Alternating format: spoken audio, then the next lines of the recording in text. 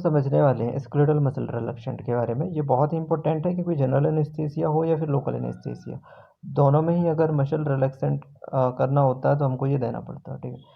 तो अभी हम देखते हैं इसमें scleral muscle relaxant two types के होते हैं, पेरिफेरली और सेंट्रली, जिसमें सेंट्रली एक्टिंग का हम एनेस्थीसिया में उपयोग नहीं करते हैं, ठीक है। और ये जो है सेंट्रल एक्टिंग किस में आता है, मसल स्पाजम को ठीक करने पे आता है, इसमें ज़्यादातर उपयोग में आता है। मान लो के बाद अपने जैसे कुछ वजन वजन उठाने से क्या हो गया कि मसल में स्पाजम आ गया, तो उसको ठीक कर देगा, बाकी उस मसल को पैरालिसिस नहीं करेगा। तो ये सेंट्रल एक्टिंग है, उन पे हम ज़्यादातर देते हैं, ठीक है। जैसे कि इसमें पता है गाबा ए में काम करने वाला होते हैं हमारे पास कौन सा, डायज़ेपाम, और गाबा बी में काम करने वाला बैक्लोफेन होता है। टिजिटिनिन तो सेंट्रल अल्फा टू एगोनिस्ट होता है, जो रिलीज नहीं होने देता इनिबिटरी न्यूरोट्रांसमीटर को, और जो रिफ्लेक्स इनिबिटन करने वाले होते हैं मेफेनमिन कॉन्गेस्टर, ठीक है। तो सेंट्रल एक्टिंग बहुत सरल है, उसमें ज़्यादा कोई दिक्कत नहीं है। अब हम बात करते हैं पेरिफेरली एक्टिंग, जो कि हम जनरल एनेस्थीसिया या लोकल एनेस्थीसिया में ज़्यादातर उपयोग में लाते हैं। इसमें से देखेंगे तो टू टाइप के होते हैं, डायरेक्ट एक्टिंग, है ना। अब डायरेक्ट एक्टिंग में क्या है, डेंटोरिलीन, सोडियम और क्विनीन है, ये क्या काम करते हैं कि कैल्शियम जो जाता है और कैल्शियम को क्या करना, कैल्शियम को रेटिकुलर जो होता है वहाँ से ज़्यादा रिलीज करवाता है, जिससे क्या होता है, मैलिग्नेंट हाइपरथर्मिया होता है। तो उसको रोकने के लिए काम करते हैं डेंटोरिलीन। अब देखते हैं हम न्यूरोमस्कुलर ब्लॉकिंग एजेंट, ये दो प्रकार के होते हैं, नॉन डिपोलराइजिंग और डिपोलराइजिंग। डिपोलराइजिंग की अगर बात करें, जिसमें आता है सक्सिनिल कोलिन, ये कैसे काम करेगा पता है। सक्सिनिल कोलिन जो है ये एक प्रकार से जो एसिटाइल कोलिन है उसका लेवल बढ़ा देगा।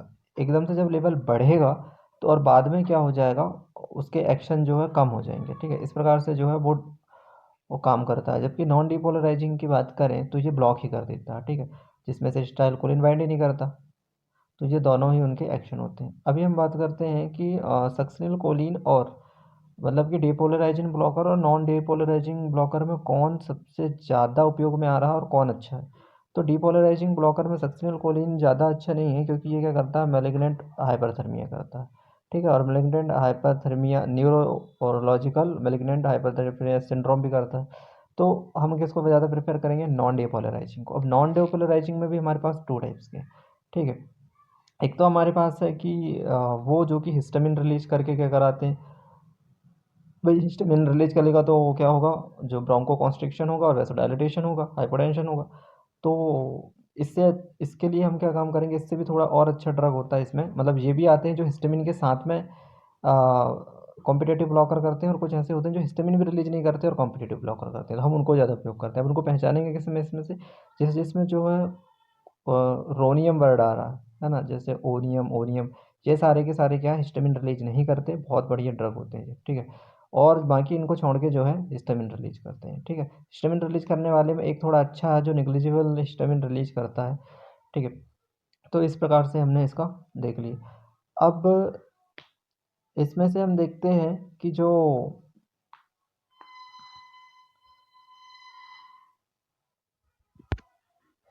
ना, तो ज़्यादा कन्फ्यूजन आता होगा डिपोलराइजन ब्लॉकर में भी कि ये जब डिपोलराइज करते हैं तो कैसे मसल को रिलैक्सेंट करेंगे। तो देखो दो प्रकार से होता है, एक तो बहुत ही कम कंसंट्रेशन में अगर वहाँ पर न्यूरोट्रांसमीटर आ रहे हैं तो भी डिपोलराइजिंग नहीं होगा, और ज़्यादा मात्रा में भी आ रहे हैं तो भी डिपोलराइजिंग नहीं होगा। तो ये ऐसे ही काम करता है, ज़्यादा मात्रा में यहाँ पर सिक्रेट करवाता है सक्सिनल कोलिन न्यूरोट्रांसमीटर को, जिसके कारण वहाँ जो मसल रिलैक्सेंट हो जाते हैं, क्योंकि एक्ट ही नहीं करता जिससे डिपोलराइजिंग होगा। इस प्रकार से काम करता है वो। और जो नॉन डिपोलराइजिंग है वो तो ब्लॉक ही कर देते हैं, है ना, रिसेप्टर को, तो वहाँ पर काम ही नहीं होगा। तो ये कहानी इसमें रहती है।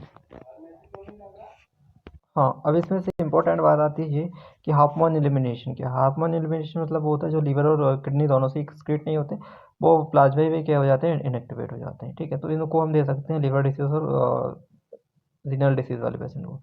अभी इसमें बात करते हैं कि कौन कौन से ड्रग हैं, जो एट्रोकोरियम है और एट्रोक्यूरियम है, ठीक है। अब इसमें देखो क्रोनियम नहीं आ रहा, मतलब हिस्टामिन वगैरह तो ये रिलीज करेंगे, है ना, लेकिन सिर्फ एट्रोक्रोनियम क्या है, निग्लिजिबल रिलीज कराता है हिस्टामिन, इसलिए इसका ज़्यादातर उपयोग करते हैं। तो ये अच्छी बात है भाई, हिस्टामिन भी रिलीज नहीं करेगा, और दूसरी चीज़ क्या होगा कि ये लीवर और किडनी वाले डिसीज में भी दे सकते हैं। 100% इसका क्या होता है, हाफमैन एलिमिनेशन हो जाता है। जबकि जो एट्रोक्रोनियम है क्या रिलीज हिस्टामिन कराता है, वो बात तो ठीक है, लेकिन ये क्या काम कराएगा, हिस्टामिन मेटा जो एट्रोकोरियम है वो देखो इसमें हिस्टामिन रिलीज ही नहीं होता था ना, तो कोई दिक्कत ही नहीं थी, लेकिन उसमें हिस्टामिन जो है हाफमैन एलिमिनेशन के द्वारा क्या होगा, मतलब हाफमैन एलिमिनेशन का मतलब ये है कि जो एट्रोक्रोम देंगे तो वो क्या होगा कि लीवर या फिर किडनी के द्वारा 90% जो होता है, क्या होता है कि वो प्लाज्मा में इनएक्टिवेट हो जाता है, लेकिन 10% क्या होता है वो इनके द्वारा एक्सक्रीट होता है, किस केस में, एट्रोक्रोम के केस में। तो वो इकट्ठे होते जाता है और क्या कराता है, कॉज सीजर कराता है। इसलिए हमको क्या होता है कि कंट्राइंडिकेशन होता है, उन पेशेंट को नहीं देना है एट्रोकोरियम जिनमें क्या होता है पहले से, मतलब रिस्क फैक्टर होता है, जैसे कि कुछ चीज़ वो ले रहे हैं और उसमें भी अगर इनकी मात्रा बढ़ जाएगी तो टॉक्सिसिटी बढ़ सकती है।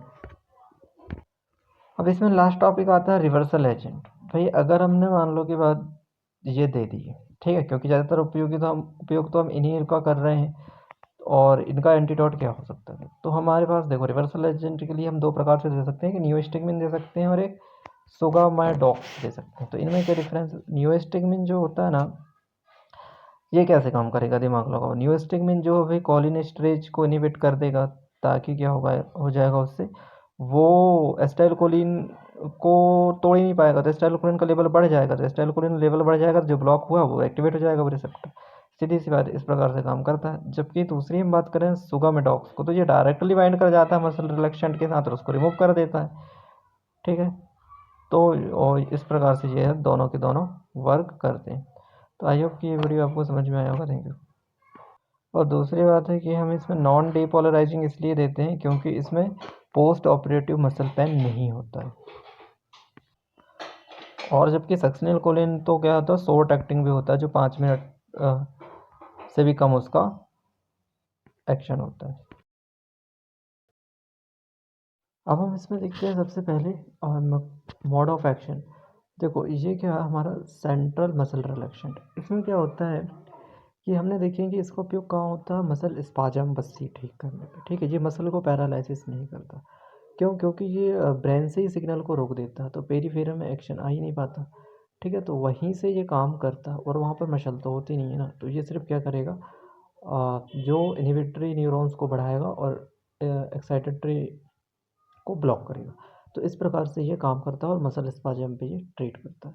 बट अगर हम बात करें किसकी, ये पेरिफेरल मसल रिलैक्सेंट की, तो इसमें हम देखेंगे क्या होता है।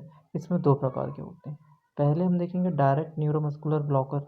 इसमें क्या होता है कि डीपोलराइजिंग न्यूरोमस्कुलर ब्लॉकर, इसमें क्या होता है कि मसल ही क्या हो जा रही है, इसमें पैरालिसिस हो जा रही है, मतलब इनिशियल मसल फैसिकुलेशन इसमें आ जा रहा है, फिर स्टिमुलेशन देने में कुछ फ़र्क ही नहीं पड़ रहा, मतलब ये स्पाजम तो ठीक करेगी, साथ में क्या हो जाता है इसमें, स्पाजम के साथ साथ जो है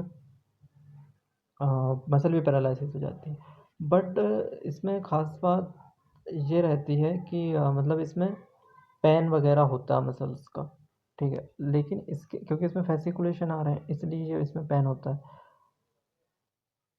और दूसरी अगर हम बात करें ये वाले की, जो होता है non direct non depolarising neuromuscular blocker की, तो ये दोनों जगह बैंड करता है, जिसके कारण क्या होता है कि जो रिपीटेड स्टिमुलाई करने पे जो टेटेनिक इफेक्ट देखने को मिलता है प्री साइनेप्टिक न्यूरॉन्स पे, ठीक है। तो ये कहानी होती है इसमें दोनों पे। और इसमें जो होता है कि हमको पेन देखने को नहीं मिलता है, क्योंकि ये नॉन डीपोलराइजिंग न्यूरोमस्कुलर ब्लॉकर्स है, ठीक है।